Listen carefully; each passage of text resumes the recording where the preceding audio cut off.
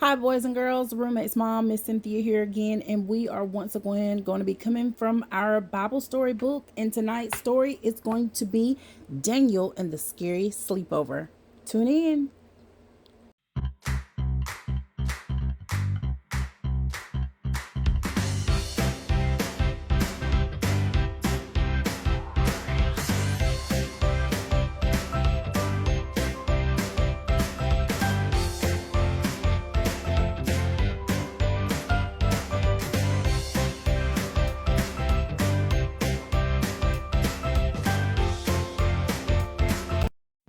Hi, roommates mom here as promised with Daniel and the Scary Sleepover.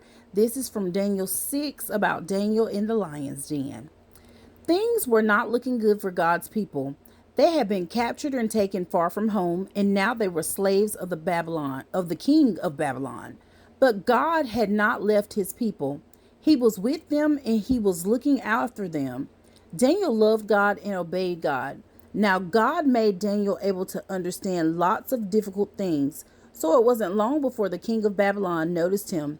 King Darius liked how clever Daniel was, so he made Daniel his most important helper of all and put him in charge of lots of other helpers. But the other helpers did not like this. They wanted the king to like them best. They wanted to get rid of Daniel, so they spied on Daniel. They tried to find things wrong with Daniel, things they could tell the king, things they could, but there weren't any. None. They couldn't find anything at all, except there was just one thing. Every day, 3 times a day, without fail, no matter what, Daniel went to his room, closed the door, and prayed. Look at him, spying on him. And Daniel just praying, doing what he do.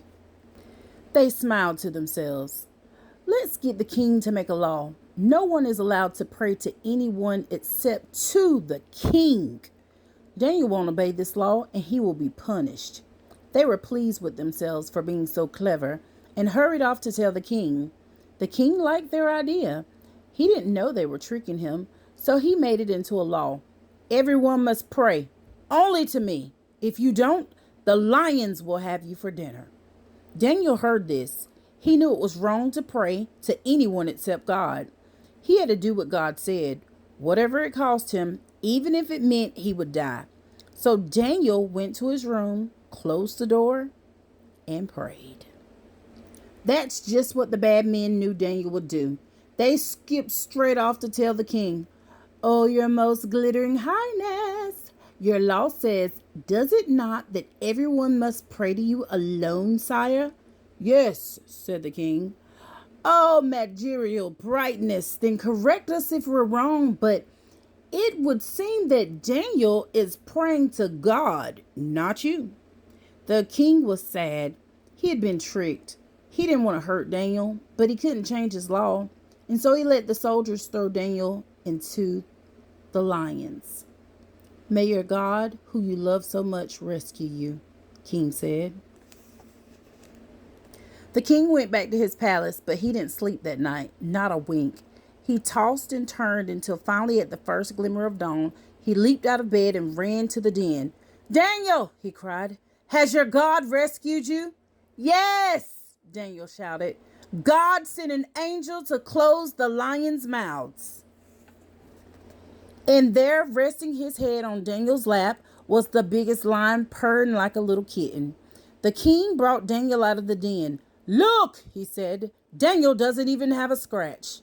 The king made a new law. Daniel's God is the true God, the God who rescues. Pray to him instead. God would keep on rescuing his people, and the time was coming when God would send another brave hero like Daniel, who would love God and do what God said, whatever it cost him, even if it meant he would die. And together they will pull off the greatest rescue the world has ever known. Boys and girls, as this book closed the night, I hope you thoroughly enjoyed it in Daniel's obedience to God. Just like not only should you be obedient to God, you should be obedient to your parents because it's bedtime. Have a good night from the roommate's mom, Miss Cynthia.